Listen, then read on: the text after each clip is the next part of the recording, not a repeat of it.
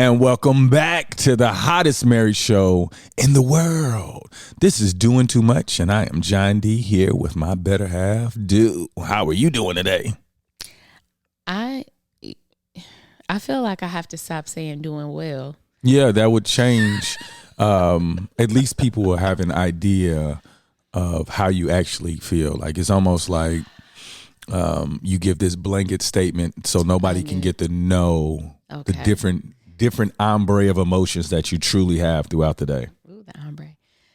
The weekend was beautiful, and so I'm still a little high off of the nice weather we had.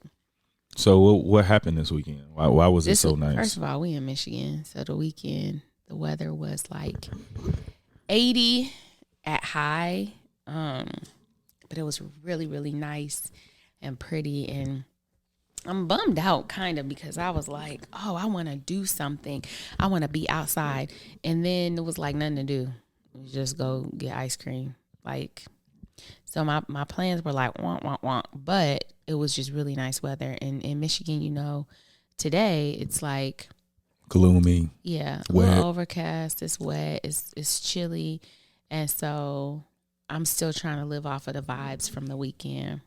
I'm hoping that this weather goes into May like that, because in my head I'm like, I like the idea of having weather that nobody else in the country has. I don't know, it's some like crazy thing, weird. But it is weird. But I was talking to somebody who's from Michigan yesterday, and he was like, people don't talk about how they've had nice Novembers. They want to talk about bad Aprils. Like, your Novembers does not look like the way you grew up. I was saying that to somebody else. I was like, we had a really long, my cousin yesterday. We had. Ooh, somebody's tired. Excuse me. I stayed up late for some reason, but I was saying that. I said, we had a really long, nice fall. So I can't ever be mad when it gets cold. And even in the spring, I like rain. I like the smell of rain. I like, all of that stuff. I don't really mind it, but I would like for Michigan to get all of its spring weather out of its system and then start giving me warm weather. Like, don't drop 70, 80 on me and then drop to 40. That's rude. You see, like, I think, would you rather have a better April than November? No, I'm just saying. I know, it seems like you want it all. Can we cluster the spring weather into April, and then when it starts warming up, then I know we're on the upturn of it just being warm. Like, not you get a little taste and then it'd be like, oh, but next week. So you be worrying about things you can't control. No, I'm just saying. You be worried about Mother Nature out here. Mother Nature supposedly is controlling all of this, and we don't like the way she's doing it. No. Okay. Well, today I wanted to talk about accomplishments. What accomplishments are you most proud of? And when I say accomplishments, I'm referring to things that were a challenge to you. I think a lot of times, like, people congratulate people from going from fifth grade to sixth grade, or kindergarten to first grade, or eighth grade to ninth grade. Like, you're just getting promoted. Yeah, like, you're getting promoted. Like, even high school, like, you congratulate somebody from graduating high school. And in my mind, I'm like, that was the goal, right? Like, you're supposed to graduate from high school. So I know that none of those things were challenging to you. So even as an adult, to this point, what are you most proud of because it was a challenge and you figured it out, and now it's made you a better person? Maybe one of those questions I should have helped or gave you prior. Okay, well, let me ask you to answer from your behalf, and then maybe. Okay, I'll say this. There's several things. This relationship was a challenge. It wasn't hard. It was a challenge with me accepting that it could get better because of my efforts. And I've seen what our relationship has done because of my efforts. And when I say that, I'm just comparing it to what I was doing before, even though, in my head I was doing as much as I could, but I realized that we've grown so much more with the purposeful effort that I'm putting in. And just watching you and I, even like when, like we may have like a misunderstanding, like the downtime is less. You know what I'm saying? So I'm really happy with, getting to the point where I can, not be bothered because we had a disagreement or we didn't understand something. Another thing, I'm really proud of my diet. I've gotten to the point in my head where I don't have to be the weirdo that don't eat meat or, have all of these requirements that in order for me to be successful. Like I've gotten to the point where I like the way that my body looks. I like the energy levels I have. I like so much that came with me figuring out how to eat properly. And I'm still continuously trying to get better, but I know that I'm a different person before when I was just, even when I was 200 plus and I say I can eat anything I want because I'm working out. And that to me doesn't even make sense anymore because your body's going to break down at some point. And then what do you say? You're not working out and now you're still eating bad foods and then your body looks like what you don't want it to look like. So to me, I feel like it's reduced so much pressure mentally that I had that I didn't know I had until it was gone. So I'm really proud of those moments or those two events. Well, I guess like you said, school is not, like if people ask me what I'm most proud of, or I guess the expectation would be education because I've done so much. I've attempted many degrees and you've accomplished all of them. I have. But that didn't, like you said, school was just something that I knew how to do. So finishing degrees didn't really make me feel, I don't know, that nursing degree was kind of.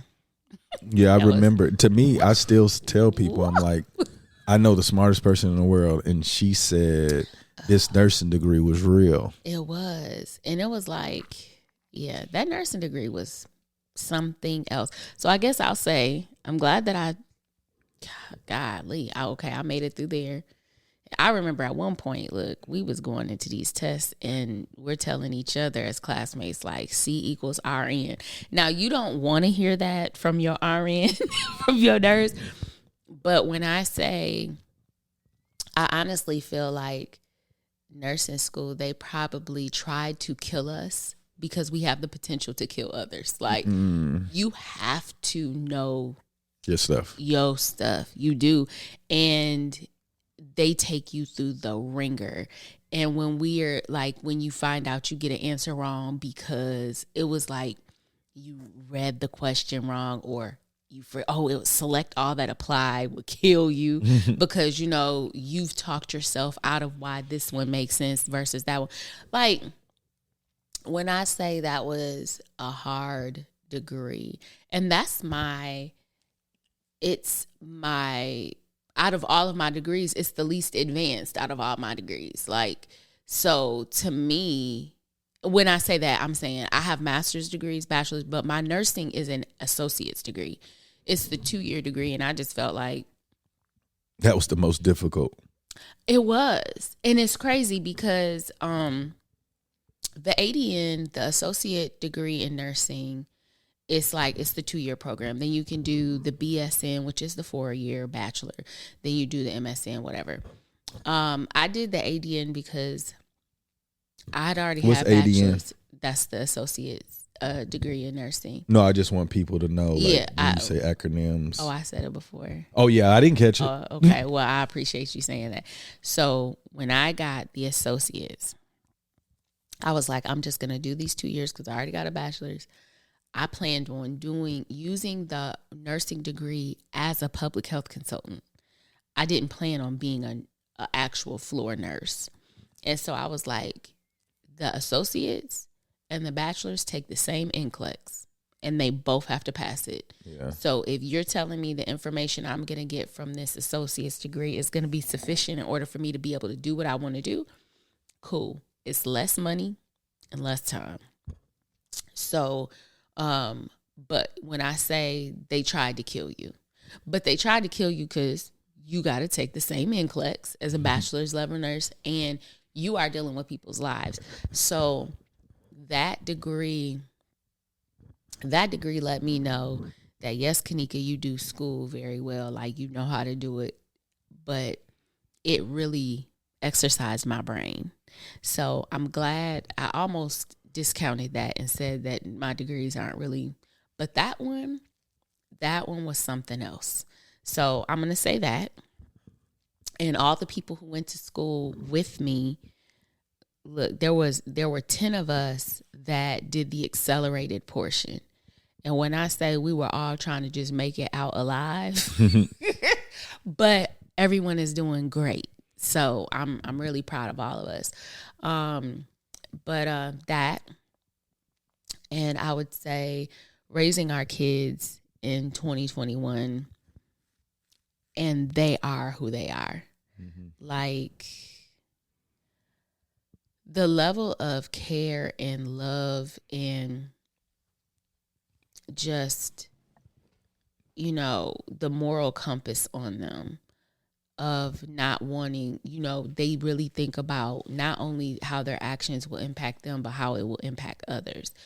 I'm really, really proud of them for that, because when I was their age, I didn't want to hurt people, but I didn't process the things going on around me. Like, I was wild and uncut in some ways. I was very conservative in others, but I definitely had me a good time. Our kids are almost, in a scary way, very, very careful and thoughtful about everything they do and what they feel is appropriate. But I'm very proud of them because of how much they put weight on how are others treated. Is really beautiful. And I almost feel like it's something that's just in them, and it's not something we taught them. I don't even know. But I know that with them growing up, there were times that me and you were looking at each other like, where these kids come from? Because they are not who we were as kids. Like, what in the world? But very proud of them as an accomplishment, like who they are up to this point. As far as you and I know that I wouldn't say that this is one of my greatest accomplishments, because I know that right now I'm like on slow motion, and I'm very like, just from us being apart and him coming back. I think in another episode we were talking about how I've had to learn how to let go of control of things as if I was single. You know what I'm saying? And so I know that I've been quite, I don't know if I would say difficult, but I've created a lot of challenges. And even when we were younger, when I thought that I was putting forth all this effort to express all this love to you, I fell short at what I thought I was doing versus what was actually taking place. So I guess one day I would like to be able to say that my part in the relationship is one of my greatest accomplishments. But right now, I feel like I'm doing what I can, but it's not stellar. And I'm still working to constantly, try to get myself into, I don't know, I guess where we've transitioned. It feels like we're in a new marriage. Oh, yeah. It feels like a whole different one. So I'm trying to keep up the pace in the one that we're in now. I think I may be a reflection of your childhood. like you said that I reminded you of your father, and then like then you saw Chuck. So I'm gonna be better than him at some point. Like I realized that with the examples that I've seen, I can easily take the stuff that I think that they're strong in, or things that I think that a woman would like, and I can take that and add. And I feel like the way that I view things now, even with you, at some point I'm gonna pass you up if you don't get on board as far as just your part, like parenting outside of me.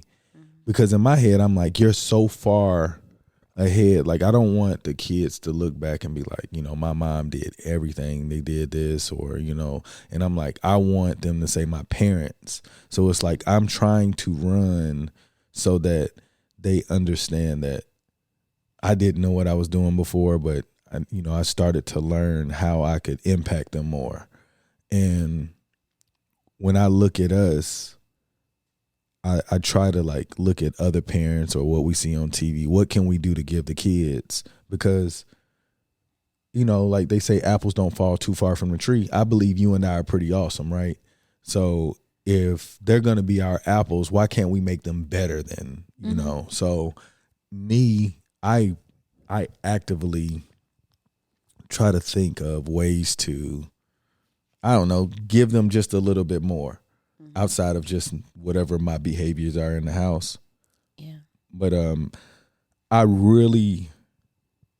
even like want you to look back, like, 20 years from now, you like, John really became a good parent. Like, I know what he was doing before. He was really giving the effort, but he really became a good parent. And the kids totally benefited from that. So when I look at the way that I'm moving now, before it was like I'm already doing these things, but now it's like I am doing these things. Like I was doing the things that I knew. Now I'm trying to look for new things that I don't know, so that those words can come out later. So in being your husband, I'm chasing everybody's husband. Like I want it all. I want you to be like, now I get it. When I told you that I am going to be cold at this, I want to be cold at it. Like, where I'll give you an example of what I was thinking. Let's say like you're out and about and you forgot to do something. And you were like, oh, John will do it.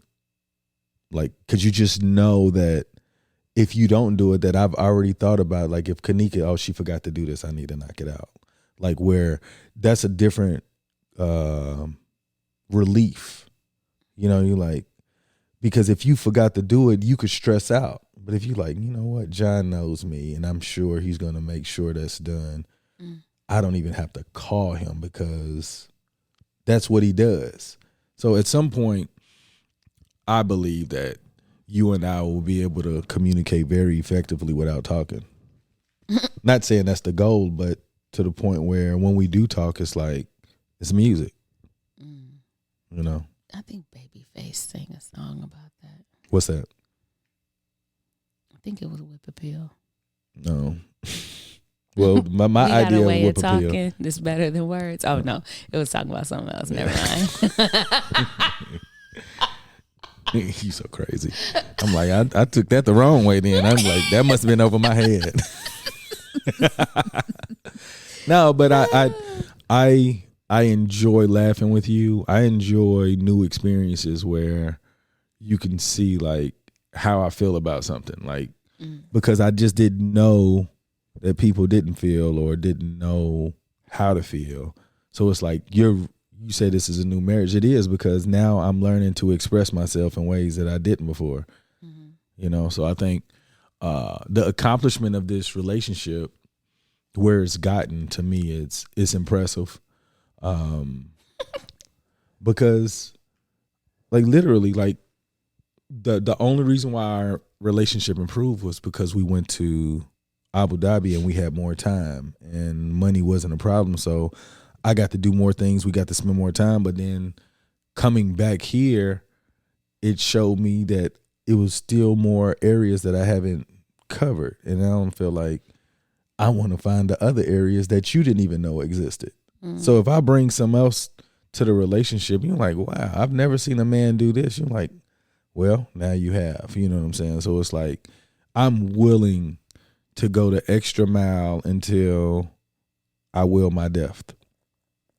This mug said, I will my death, sir. That's my plan. Like I remember I told you, I was like, if you're following all the rules, you're trying to be the best person, things can happen. I get it. But at some point, if there's nothing else to do, you've left me because you don't want to live to 158. Yeah. Like my kids decide they don't want to live longer. I have to like go. Okay. You were like, my time here is done. Like I'm tired. You just start walking around the world. You just be like, you know what? I'm tired. Yeah. My work here is done. And then you just pass away. Hopefully I'm so good at what I do that the machine doesn't need me to exist. And it doesn't, like I want people to find this where we are. Okay. I want them to be awesome parents. I want them to enjoy the day. Be like, yesterday was awesome, but today's going to be better. Like it's a different way to approach life. I remember same old. And that was literal, like same old, going to work, doing the same old, like trying to change something, but just like I was just this position in this program and I made this work, but it's different now. So I'm really excited about where we're going. Your kids, we were talking last night how yesterday, like, they're doing well, but there are deficiencies. The social aspect of just not understanding the normality of their peer group social clues. And this is one thing that made me feel like this is how you grow as a family, because we want our kids to be successful in that. And they're not the most savvy in this area because of their different experiences or whatnot. But we're thinking about coming up with ways to like for them to say what's up. That like I asked my son, hey, how you doing? He was like, well, you know what I'm saying? So it's like they talk like baby adults, and their peer group probably, they feel awkward because they don't know how to like relax. I remember my father was like, hey, you don't talk to me like you talk to your friends. And now we have to tell our kids, hey, you shouldn't talk to your friends like you talk to us. That's true. Yeah. I mean, even to the point, like even to hold, conversations about things they're not interested in. Yeah. Small talk is not really their strong suit at all. Dallas can do it. Day is just like, she'll just be there and she won't answer.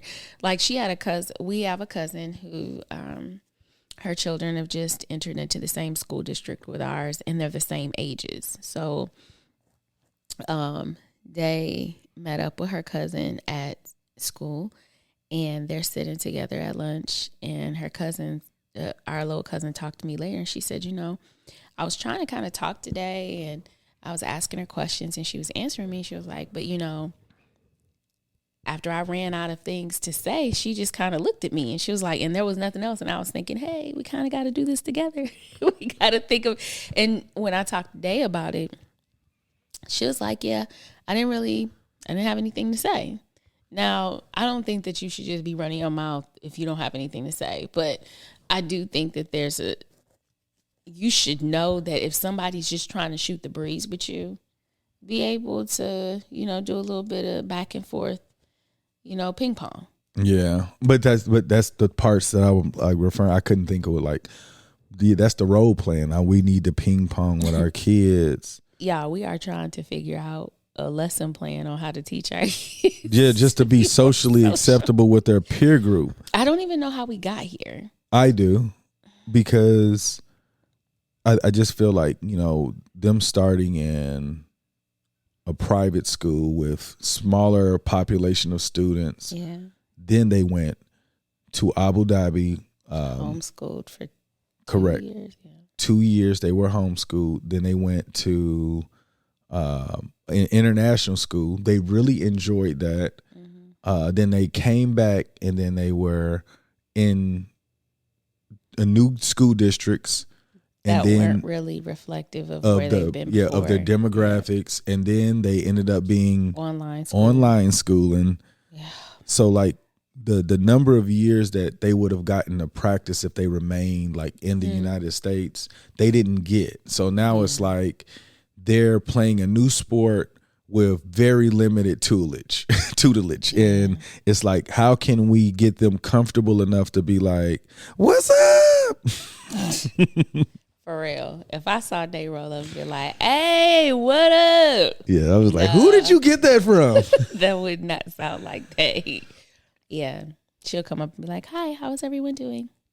Or she just come up and just says hello, hi, And then don't say that for the rest. Look, so my little cousin, she said, I was talking today, and it was at lunch, and, people started leaving the table, and she said they just walked away. It was like no other words. And I'm like, we got to work on that day. And when I talked to her later, she was like, well, everyone was leaving. So I just assumed that we were all just like, she's. Yeah, it's a piece of the socialism in kids that they're almost like introverts when it comes. They're not they don't have to be introverts, but they don't know how to engage. I'll give you an example with Dallas. So I take Dallas and his cousin to school, and Dallas sits in the front seat and the cousin's in the back seat. So Dallas gets out the car. I say, y'all have a great day. Dallas walks like he's on a mission. And I'm looking at his cousin. His cousin got to run up to him. So I'm like, Dallas, you may want to slow down, like wait, and, y'all can talk. And he just doesn't know, like he just has, okay, I need to be here. This is what I do every day. Dallas goes to school like it is for real work. Yeah.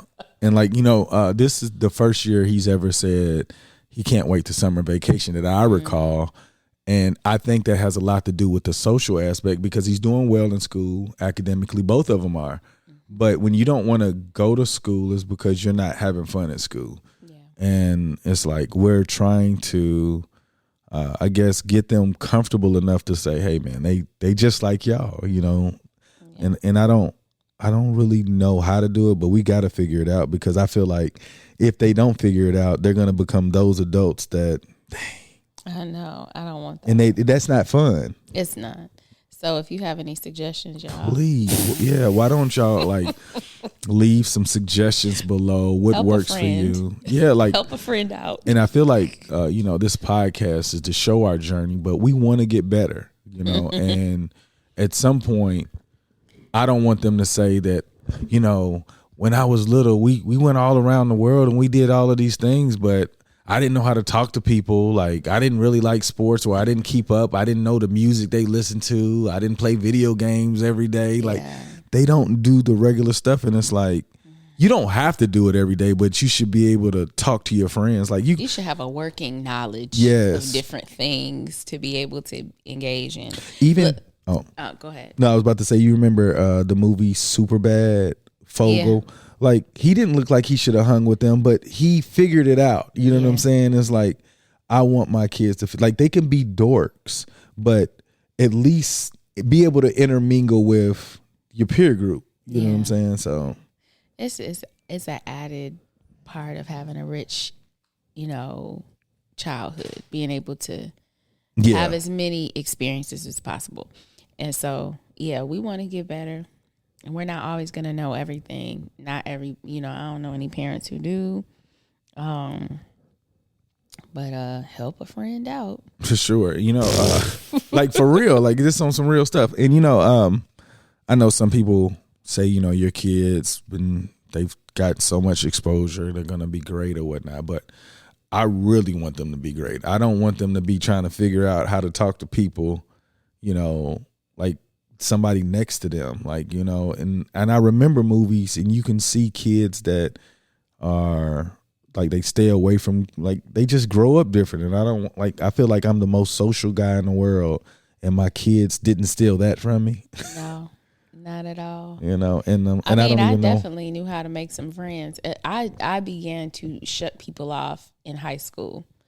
For what reason, I don't know, but I was able to mingle, and I still can. I'm social when needed, but them, they're friendly. Very. They just, yeah. You know, I guess, no, I don't know if they're friendly. Like they won't hurt anybody's feelings, and they'll talk. But when I say friendly, I mean, like, they're not gonna say, "Hey, how you doing today? You know, what are you doing? You know, I like your jacket." Or, you know, none of that. Like, I remember Day came home and said, there was this guy at school and I liked his shirt. I was like, did you tell him? She was like, no. I was like, you know, like, it's okay to give compliments, but I guess we're going to have to figure that out. I think when I look back, our socialism came from limited experience, so we had to be good in that. We had to figure it out, or you were just going to be a complete outcast. Yeah. Outcast. Yeah. But we do tell our kids it's good to be weird. No, the weird is cool, but the outcast, it means like, we got to draw some lines here, y'all. Yeah. Define a little bit more. Yeah, not like outcast that, you know, you can't stay in your seat or you talk too much. The outcast that they feel like people are looking at them weird. And I don't want them to ever feel that way. Because they're good looking kids too, so... You know, this dude. Anyway, I'm just saying. But anybody you want to give a shout out to today? No. Okay. Well, today I'm gonna give a shout out to Dallas's Godfather. He owns Mile, the brand, making it look easy. I wore a jumpsuit yesterday, and I still I love putting it on because I feel like it fits and it's comfortable and it's a perfect traveling jogging suit. Oh yeah, the new jogger that I got, that's cotton. Yeah, I love that. That one's nice. Yeah, for sure. I'm enjoying that. But everybody, make today better than yesterday. Don't worry about anything you can't control. GATA. Get after that action. Or that action will get after you. Boom.